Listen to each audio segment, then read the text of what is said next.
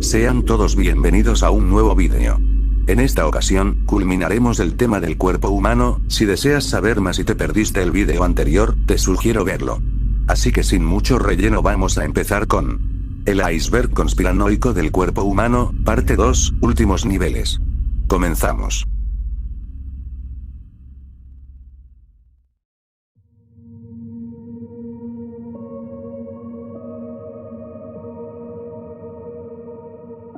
Efecto placebo. El efecto placebo se basa en la mejora o la desaparición de los síntomas de una enfermedad en un paciente, llevando a cabo un tratamiento que no tiene propiedades curativas reales. Los pacientes llegan a experimentar una mejoría de los síntomas tomando una sustancia inocua, sin efectos que puedan relacionarse directamente con esa enfermedad, de modo que es la mente la encargada de convencer al organismo de esos efectos positivos del medicamento, que son inexistentes. En estos casos, los pacientes desconocen que están siendo tratados con sustancias sin efecto, pero tienden a mejorar en una proporción similar a la mejora ocasionada por un medicamento real. A través de estos estudios, se ha comprobado que los circuitos de dolor y la secreción de opioides se modifican realmente ante la expectativa del placebo. Los bostezos. Bostezar es abrir involuntariamente la boca y realizar una inhalación profunda y prolongada de aire. Esto se hace con mayor frecuencia cuando una persona está cansada o tiene sueño. El bostezo excesivo, que sucede más a menudo de lo esperado, incluso si existe somnolencia o cansancio, es considerado bostezo excesivo.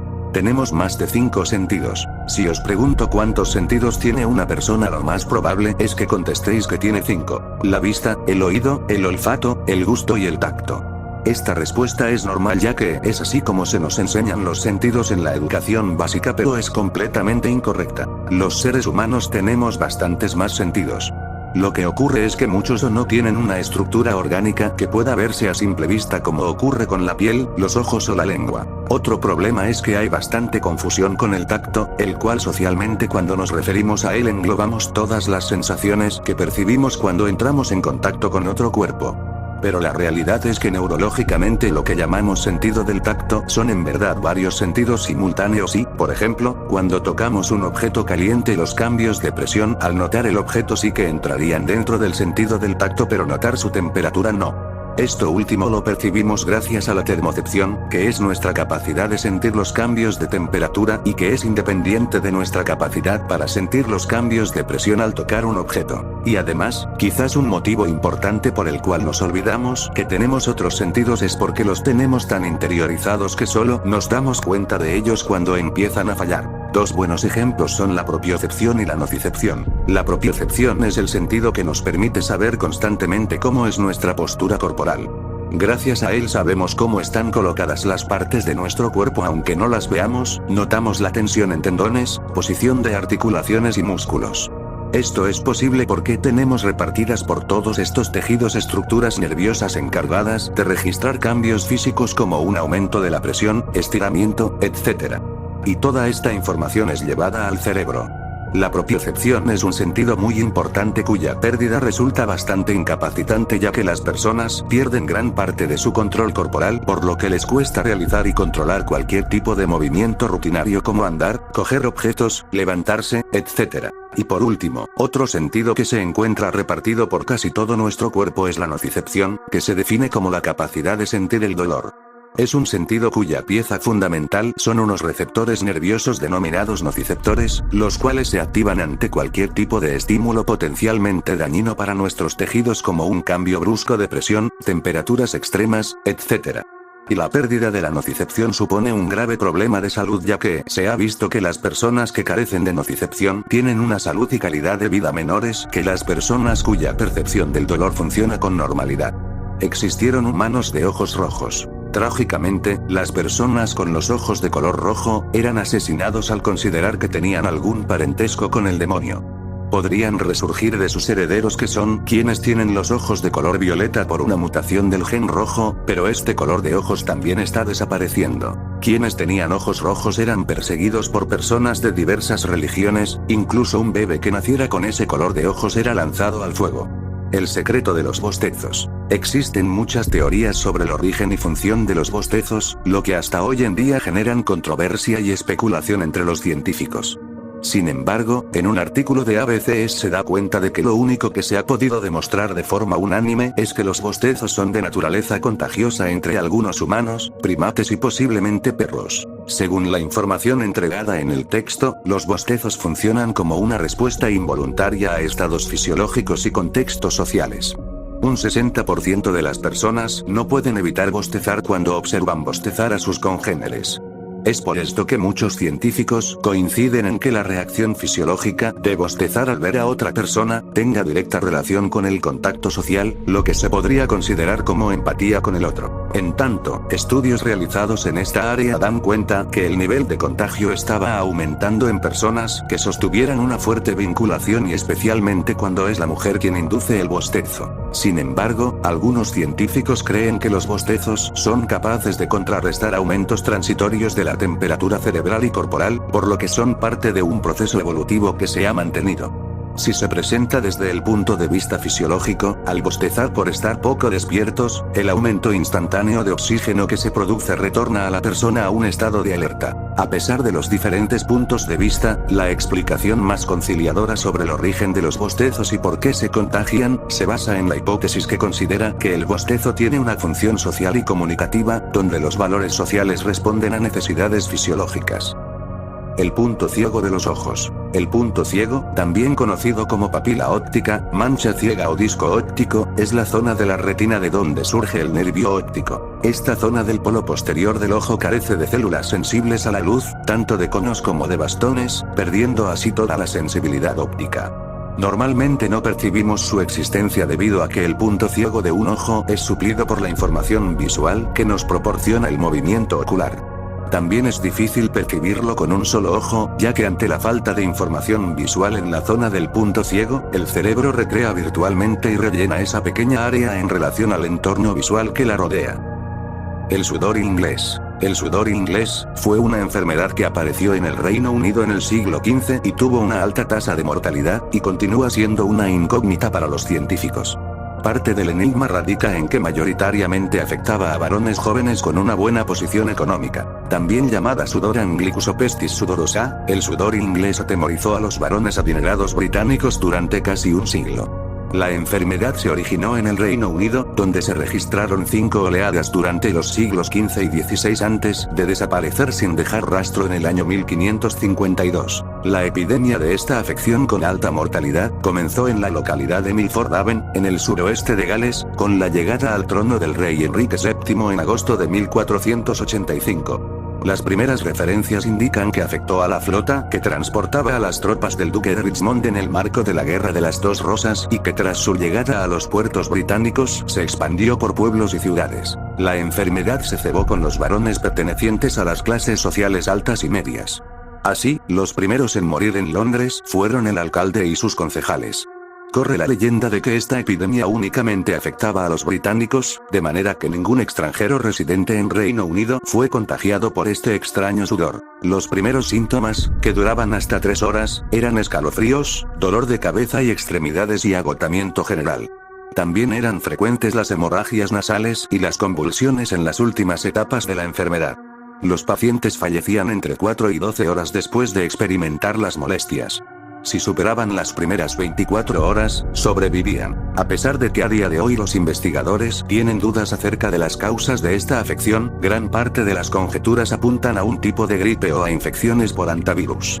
Asimismo, multitud de expertos creen que la enfermedad tuvo su origen en las aguas residuales y la falta de higiene, lo que explicaría que se propagara especialmente por núcleos urbanos, que era donde residían la mayoría de las personas adineradas entonces. Muerte súbita. La muerte súbita es la parada cardíaca que se produce inesperadamente y de forma repentina en personas que aparentemente gozan de un buen estado de salud.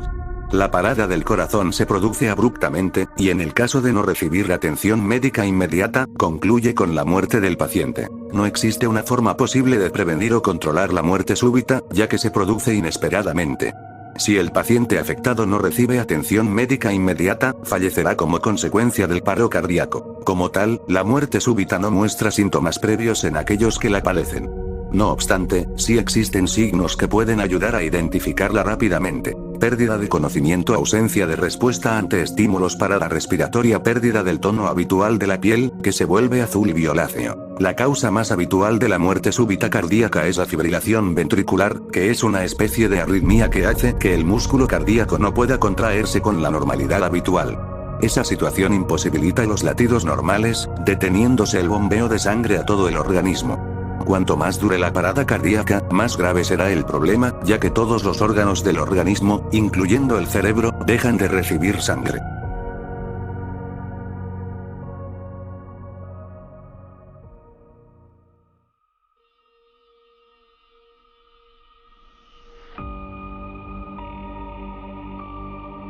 Tipo de sangre RH nulo. El RH nulo es el grupo sanguíneo menos frecuente que conocemos, y en la actualidad, se ha detectado su presencia en menos de 50 personas en todo el mundo. Se destacan precisamente por carecer totalmente de los antígenos del sistema RH, incluyendo el relevante antígeno D, el más importante de todos, que hasta hace unos años se creía que era incompatible con la vida, que no es así, obviamente. No ha sido hasta hace unos pocos años que la comunidad científica se ha puesto a investigar y a identificar a los portadores de este tipo de sangre tan especial, que se puede considerar universal para todos los grupos sanguíneos, ya que su capacidad salvavidas es enorme. Su valor es tal, que solo se utiliza en circunstancias especiales, ya que podría ser imposible de reemplazar. En un completo artículo desarrollado por Se desarrolla en todo tipo de casos de los pocos casos que se conocen. Padres que tienen miedo a que su hijo, con este tipo de sangre, sufran algún accidente, que tienen miedo a salir de casa o que no viajan a ningún destino donde no haya un sistema sanitario de calidad. No es para menos. Su valor es tal que desde hace unos años la denominan sangre de oro. Este preciado grupo sanguíneo puede salvar a todos los grupos sanguíneos por raro que sea, pero solo ellos pueden salvarse a sí mismos. Es por ello que a los pocos casos que existen se les recomienda donarse sangre a sí mismos. Según los existentes, solo 6 personas de las casi 50 que se conocen son donantes en activo, y almacenarla para evitar tener que pasar por el trago burocrático de buscar un donante compatible de darse la necesidad, que suele ser demasiado urgente. Si su sangre entra en contacto con antígenos RH, las consecuencias para su organismo podrían ser fatales e irreversibles.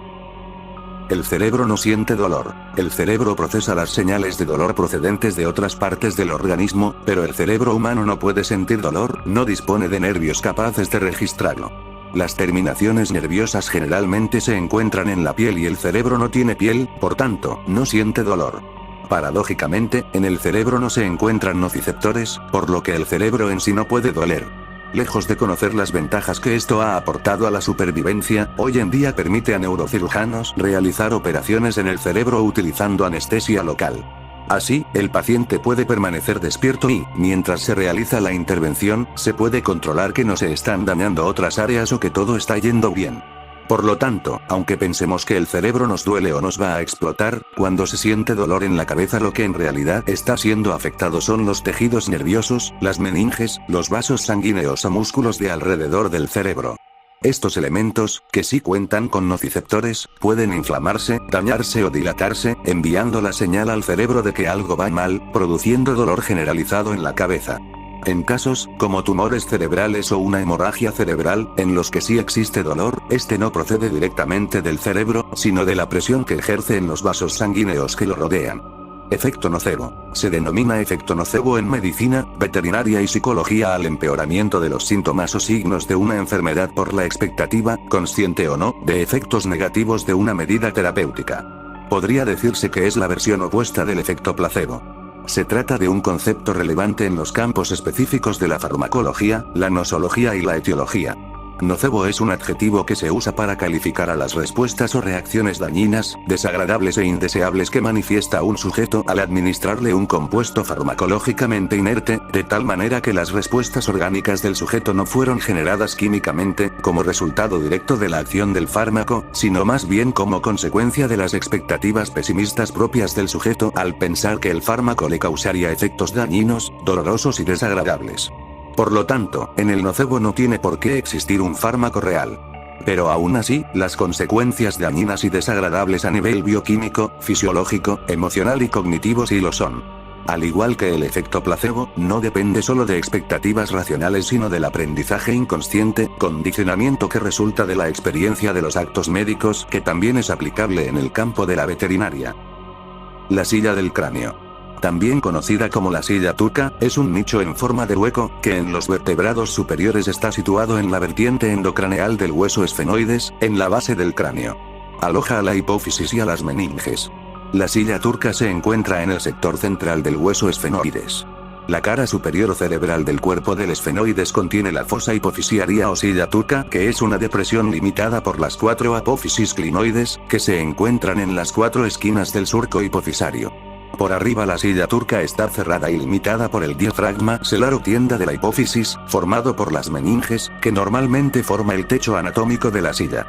Anatomía oculta. Esto muy probablemente esté basado en libros del paralelamente conocimiento empírico, científico y racional, en que el hombre desde siempre ha concebido, en todas las culturas y religiones, un sistema simbólico ritual apto para comprender todo aquello que le resulta incomprensible de la realidad que lo rodea. Tal sistema se aplica también al estudio del cuerpo humano. Junto a la anatomía clásica, que pertenece exclusivamente a la ciencia, existe una anatomía interior que toma en consideración la estructura sutil del ser humano, su pertenencia al macrocosmos, del cual es el reflejo, y que lo impulsa a mirar hacia sí mismo. Este libro, partiendo del análisis del mapa Anatomiae Occulti, analiza y contextualiza el pensamiento filosófico, religioso y esotérico relacionado con el cuerpo humano explicando sus ramificaciones. Este es un libro dedicado a todos los estudiosos del esoterismo, la historia y la filosofía. Nuestras mentes están conectadas. La ciencia demuestra que las mentes de todos los seres humanos están conectadas. Sin duda has escuchado decir que todos somos uno y que existe una consciencia universal, que nuestras mentes están conectadas a un plano muy sutil y esto hace posibles fenómenos como la telepatía, por ejemplo. Pero quizás no sabías que la ciencia lo está comprobando. El bioquímico británico Rupert Sheldrake formula la hipótesis de los campos morfogenéticos y de la mente extendida y en su libro Seven Experiments That Could Change the World reúne y describe varios experimentos para comprobar sus teorías. Conozcamos algunos. El experimento de la BBC. En la primera fase del experimento se enseñaron a personas de todo el mundo rostros famosos escondidos en un dibujo abstracto para que los identificaran en un minuto. Se tomaron datos y se elaboraron medidas. Posteriormente la solución fue transmitida por la BBC en una franja horaria donde la audiencia era de aproximadamente 1 millón de espectadores. Inmediatamente después de la emisión se realizó el mismo ejercicio en personas de lugares donde no se emite la BBC. Los sujetos que hallaron los rostros dentro del tiempo de 1 minuto fueron un 76% mayor que la primera prueba. La probabilidad de que este resultado se diera a una simple casualidad era de 100 contra 1. El experimento de la canción japonesa. Otro experimento consistía en pedirles a varias personas que memorizaran textos en japonés sin conocer el lenguaje. Uno era una canción infantil, el otro un poema moderno y el último era un texto sin sentido. Tal y como predice la teoría de los campos morfogenéticos, la canción infantil fue memorizada mucho más rápidamente, pues había sido recitada por millones de niños durante muchas generaciones. Este experimento refuerza la idea de que cuando un determinado número de seres, llamado masa crítica, logra desarrollar poco a poco una nueva conciencia, un cambio evolutivo, llega un momento que la mera contribución de un individuo más produce un punto de inflexión, una aceleración de la transmisión del cambio, que rápidamente es adoptado por todos los miembros del colectivo, por muy alejados que estos se encuentren. Los 6 grados de separación. Se llama 6 grados de separación a la idea que intenta probar que cualquiera en la Tierra puede estar conectado a cualquier otra persona del planeta a través de una cadena de conocidos que no tiene más de 5 intermediarios, conectando a ambas personas con solo 6 enlaces, algo que se ve representado en la popular frase "el mundo es un pañuelo". La teoría fue inicialmente propuesta en 1930 por el escritor húngaro Frigyes Karinthy en un cuento llamado Chains. El concepto está basado en la idea de que el número de conocidos crece exponencialmente con el número de enlaces en la cadena, y solo un pequeño número de enlaces son necesarios para que el conjunto de conocidos se convierta en la población humana entera.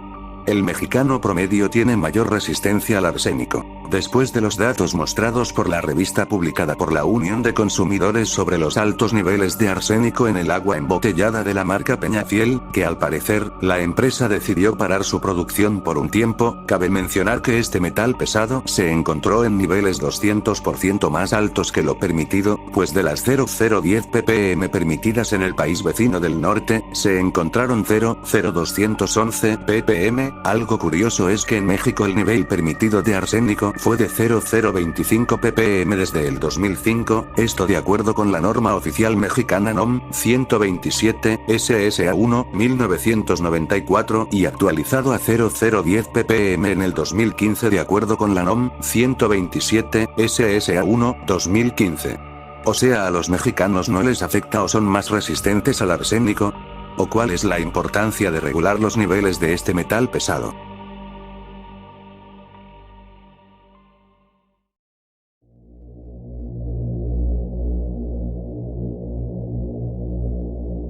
Vómitos fecales. El vómito fecaloideo es un tipo de vómito que indica una causa obstructiva a nivel gastrointestinal, siendo importante una correcta anamnesis que oriente el diagnóstico.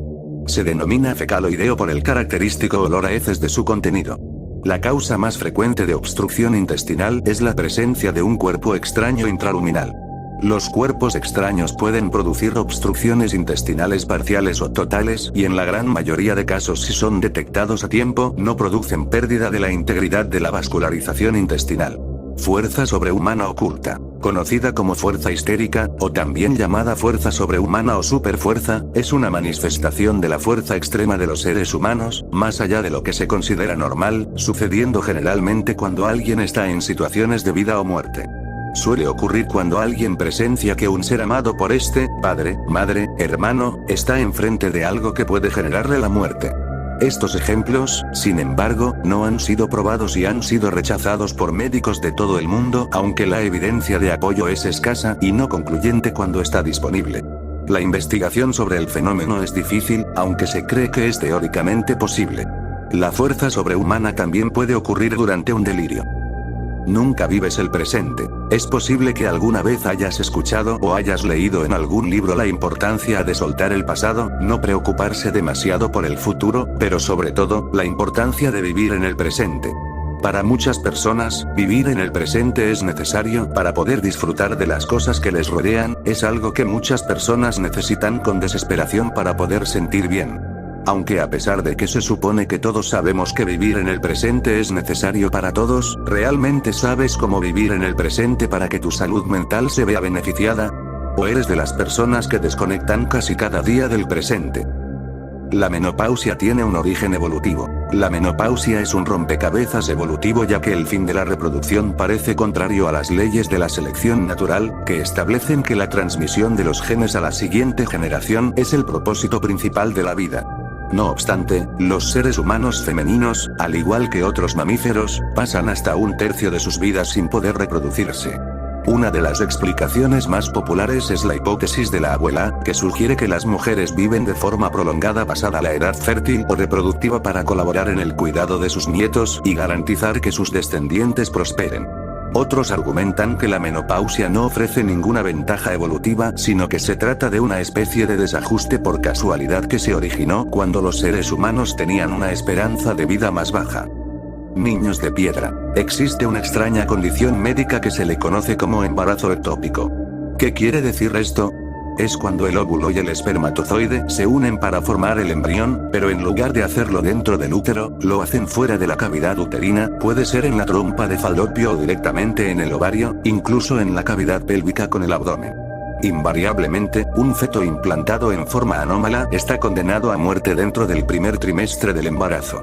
Anteriormente, las mujeres con embarazo ectópico también tenían riesgo de perder la vida. Ahora, gracias a algunas pruebas de sangre y de ultrasonido específicos, podemos hacer un diagnóstico temprano del padecimiento. Existe una complicación muy extraña, conocida como litopedión, que por su etimología griega significa, literalmente, niño de piedra. Se trata de una complicación de los embarazos ectópicos, específicamente de los tipo abdominal. Los fetos llegan a sobrevivir entre 12 y 14 semanas, lo que significa que son grandes y que su absorción o expulsión resulta muy difícil. Entonces, el sistema inmunológico de la madre lo detecta como un cuerpo extraño y hace que se calcifique. Las caries pueden producir problemas cardíacos. Si dejas que una caries no tratada viva en tu boca durante demasiado tiempo, puede provocar una enfermedad periodontal. La enfermedad periodontal hace que las encías retrocedan de los dientes, lo que crea un espacio debajo de la línea de las encías donde las bacterias pueden esconderse y crecer. Desde esta brecha, las bacterias pueden ingresar al torrente sanguíneo y viajar a las arterias del corazón. Si las bacterias en las arterias de tu corazón se endurecen, puede causar una afección llamada arteriosclerosis. La aterosclerosis hace que la placa crezca en las paredes internas de las arterias del corazón, lo que puede restringir el flujo sanguíneo en todo el cuerpo. Y el flujo sanguíneo restringido hacia, y desde tu corazón, es el catalizador de la enfermedad cardíaca. La primera persona curada del VIH murió de leucemia. El sujeto que ves en pantalla, se llama Timothy Ray Brown, y fue la primera persona que logró curarse del VIH, cuando fue sometido a un inusual trasplante de médula ósea en Alemania. Lastimosamente, murió en California luego de una recurrencia de cáncer, según exclamó su pareja. Brown, nacido el 11 de marzo de 1966, se hizo conocido como el paciente de Berlín, después de que el VIH que padecía desapareciera durante un tratamiento en la capital alemana en 2007.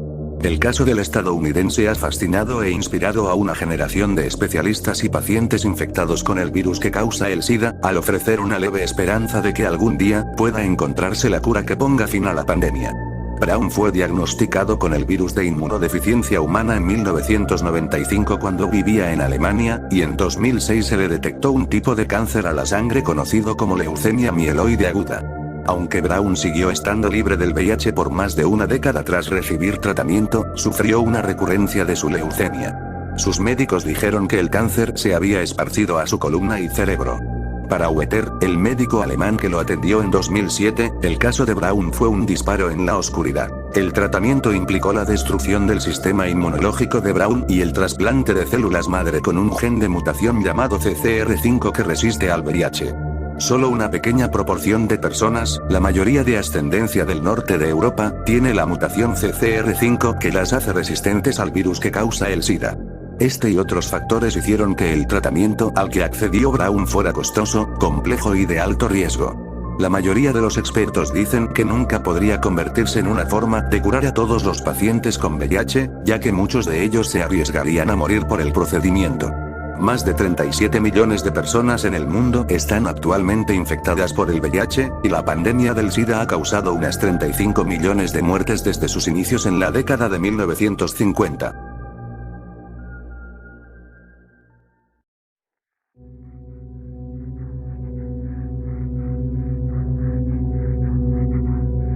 Embarazo molar. Un embarazo molar, también conocido como mola hidatiforme, es una complicación poco frecuente del embarazo caracterizada por el crecimiento anormal de trofoblastos, las células que normalmente se convierten en la placenta. Hay dos tipos de embarazos molares: el embarazo molar completo y el embarazo molar parcial. En un embarazo molar completo, el tejido placentario es anormal y está hinchado. Además, parece formar quistes llenos de líquido. Otra característica es que no hay formación de tejido fetal. En un embarazo molar parcial, es posible que haya tejido placentario normal junto con tejido placentario formado de manera anormal. También puede haber un feto, pero no hay posibilidades de que sobreviva, y, por lo general, se produce un aborto al principio del embarazo. Síndrome de Lesch-Nyhan. El síndrome de Lesch-Nyhan es una enfermedad hereditaria que se incluye dentro del grupo de los errores congénitos del metabolismo. Es poco común, por lo que se considera una enfermedad rara, minoritaria, o poco frecuente. Se presenta un caso por cada 380.000 nacidos vivos. Los afectados tienen ausencia de la hipoxantina guanina fosforibosiltransferasa, enzima muy importante en el metabolismo de las purinas. Las purinas y las pirimidinas son compuestos nitrogenados que se combinan con la ribosa o la desoxirribosa para formar nucleótidos, que son las moléculas que forman el ADN. Está originado por una alteración genética recesiva ligada al cromosoma X. La mutación responsable normalmente es portada por la madre, que la transmite a su descendencia, aunque un tercio de los casos son mutaciones nuevas y por tanto no se encuentran en el historial familiar. Casi todos los pacientes son varones y los síntomas aparecen desde el momento del nacimiento. La mayoría de los afectados presentan retraso mental y problemas físicos a lo largo de su vida. Solo excepcionalmente el síndrome afecta a mujeres. Encefalitis letárgica. La encefalitis letárgica es una forma atípica de encefalitis que causó una epidemia entre 1917 y 1928. Se estima que más de 1 millón de personas contrajeron la enfermedad durante la epidemia que causó directamente más de 500.000 muertes en todo el mundo. Los que sobrevivieron quedaron en un estado de semi-inconsciencia del que algunos salieron a finales de los años 60 por el tratamiento de Oliver Sacks con el fármaco L-Dopa que se usa para la enfermedad de Parkinson, pero la mejoría duró poco tiempo, como se describe en la película Despertares. La enfermedad fue descrita por primera vez por el neurólogo griego del Imperio Austrohúngaro, Konstantin von Economo en 1917, y en España los primeros estudios fueron realizados por los doctores Muñiz y Cándido Jurado, médicos militares destinados en Melilla. Se desconoce con certeza la causa de la encefalitis letárgica. Investigaciones realizadas en 2004 sugieren que la enfermedad se debe a una reacción autoinmune. Una respuesta absolutamente desproporcionada de nuestro organismo contra una enfermedad, que causa mucho más daño que la enfermedad en sí. Según investigaciones británicas, el origen podría ser una mutación de una bacteria del género Streptococcus. Mientras la variante común solo produciría leves molestias de garganta, la mutada provoca una respuesta equívoca del sistema inmune del afectado reaccionando frente al sistema nervioso. Síndrome de Arlequín. El síndrome de Arlequín es un trastorno del sistema nervioso autónomo infrecuente que consiste en la aparición brusca de accesos de rubefacción y diaforesis hemifaciales que se deben habitualmente al calor, la emoción o el esfuerzo físico. La ausencia de enrojecimiento y sudoración facial unilateral se debe a una disfunción ipsilateral de la vía simpática colinérgica vasodilatadora y sudomotora, a nivel central hipotalámico o medular de T1 a T4, inervación de cara, preganglionar o posganglionar. Se cree que la hiperactividad neuronal compensatoria en el lado sano acentúa los signos cutáneos que identifican este síndrome. Se deben realizar pruebas complementarias para descartar enfermedad subyacente. Ante la sospecha de un síndrome de Arlequín es fundamental realizar una exploración neurológica, análisis de sangre completo y radiografía de tórax, así como derivar a atención especializada para completar el estudio. El origen del cuadro se cree que puede deberse a un compromiso de la vía simpática sudomotora y vasoconstrictora del lado contrario, o ser producida por isquemia vascular secundaria a una enfermedad autoinmune o infecciosa. Aunque la mayoría de casos son idiopáticos, es preciso descartar lesión secundaria a nivel de las 3 neuronas que componen la cadena simpática cervical, como pueden ser la disección cartídea, el bocio tóxico, los tumores, la siringomielia, la esclerosis múltiple, y la iatrogenia por procedimientos invasivos. El síndrome de Arlequín se asocia en ocasiones a otros síndromes como el síndrome de Adie, el síndrome de Ross o el síndrome de Horner, por lo que es fundamental realizar una adecuada exploración oftalmológica. El conjunto de síntomas observados en el síndrome de Adie o el síndrome de Ross traducen un déficit autonómico más extenso del presente en el síndrome de Arlequín puro, ya que involucran a otras partes del sistema nervioso. En el caso de esta paciente, tras explicarle la evolución y la naturaleza del cuadro, se decidió no realizar ningún tratamiento específico, persistiendo estos episodios de iguales características en la actualidad, sin limitarle en sus actividades de la vida diaria ni en su calidad de vida. Durante el seguimiento, no ha presentado nuevos síntomas que hagan sospechar un origen secundario del cuadro. Tumores con dientes. Si bien para muchos se trata de una exageración o leyenda urbana, es un fenómeno bien documentado conocido como teratoma, un tumor que contiene componentes de tejidos u órganos desarrollados. Una complicación en el proceso de crecimiento del cuerpo. Los teratomas son bastante raros, pero pueden ocurrir en cualquier persona y se han observado en varias especies, incluidos felinos, caninos y caballos. Los teratomas son más frecuentes en el coxis, los ovarios y los testículos, pero pueden desarrollarse en otras partes del cuerpo. Los teratomas pueden aparecer en recién nacidos, niños o adultos, y son más comunes en las mujeres.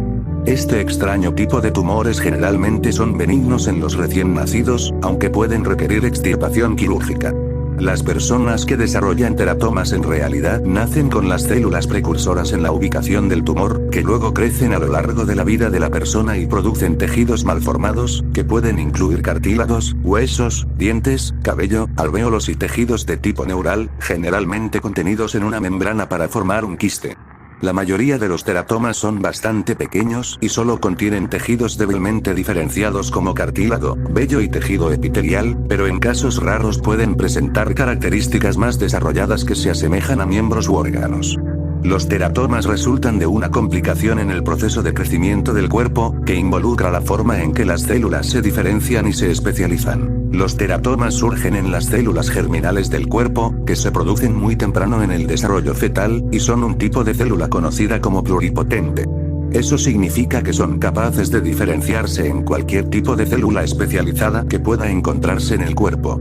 Personas viviendo sin cerebro.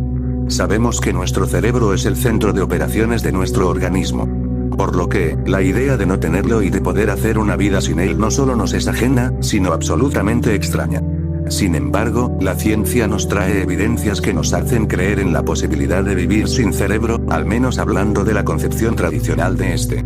El escrito compartido por Roger Lewin en 1980, sobre los trabajos anteriores del neurólogo británico John Lorber, nos abre camino a un universo de investigaciones sobre la hidrocefalia que, incluso ahora, pone en duda las ideas que tenemos sobre la mente humana y su funcionamiento. La hidrocefalia es básicamente la subida de líquido cefalorraquídeo de la sangre al cerebro. Usualmente se manifiesta en infantes y, si no es tratada, puede tener consecuencias letales. Por lo general, algunos de sus sobrevivientes terminan presentando daño cerebral irreparable debido a la presión del exceso de líquido en el cráneo. Pero, en casos más particulares, ninguna consecuencia negativa es realmente apreciable, excepto la desaparición del propio cerebro. La clave de la vida eterna está en los telómeros. Solemos buscar el elixir de la eterna juventud en los buenos alimentos y el ejercicio físico, pero parece que los telómeros juegan un papel fundamental en nuestra esperanza de vida y en el desarrollo de enfermedades asociadas al envejecimiento. En esencia, los telómeros son los extremos de los cromosomas. El responsable del descubrimiento fue Hermann Joseph Müller en la década de los años 30 del siglo XX, quien además recibió el premio Nobel por sus investigaciones. La función esencial de los telómeros es la de mantener jóvenes a las células, y por ende, a todo nuestro organismo. La clave, por tanto, es mantener nuestros telómeros lo suficientemente alargados, ya que si se acortan provocan nuestro envejecimiento. El problema celular se produce cuando el acortamiento de los telómeros es tal que durante el proceso replicativo estos no puedan preservar el ADN de los cromosomas, produciendo la inconsistencia del material genético.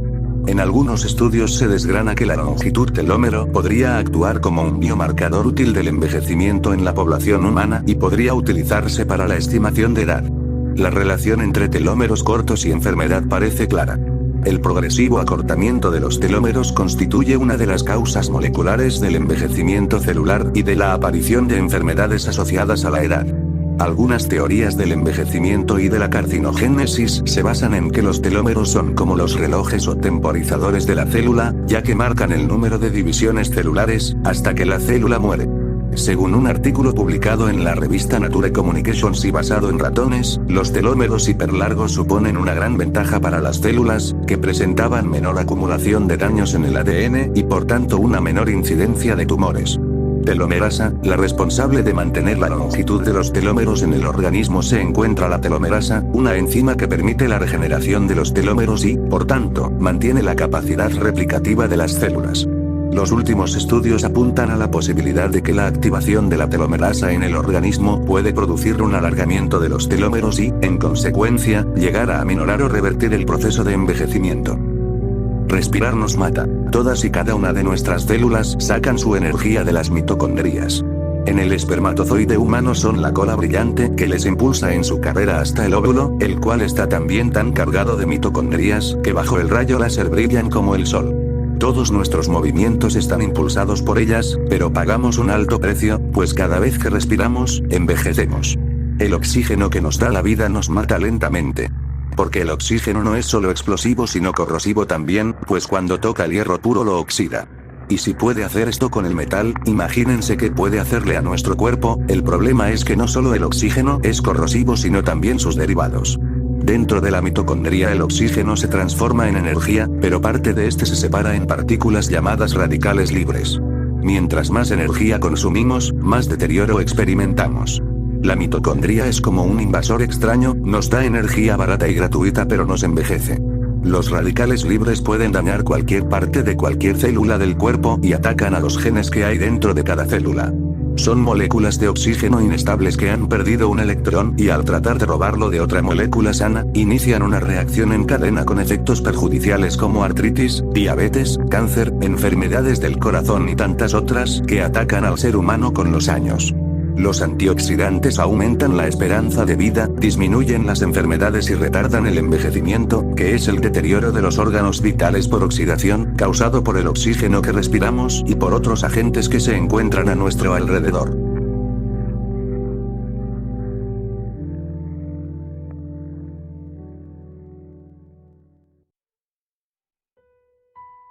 Con esto concluimos la serie del iceberg conspiranoico del cuerpo humano. Iba a dividirlo en 3 partes, pero lo decidí hacer de esta manera porque tengo más proyectos en mente, y hacer bastantes partes de un tema puede llegar a aburrir un poco, así que aquí lo tienen. Recuerda que es muy importante suscribirte a este canal para estar al tanto de mis vídeos. Si quieres estar al pendiente, puedes activar la campanita de las notificaciones, para estar más puntual en los próximos vídeos a analizar. Esto ha sido todo por hoy, y nos veremos próximamente con nuevo contenido. Pasen un buen día, tarde o noche. Adiós.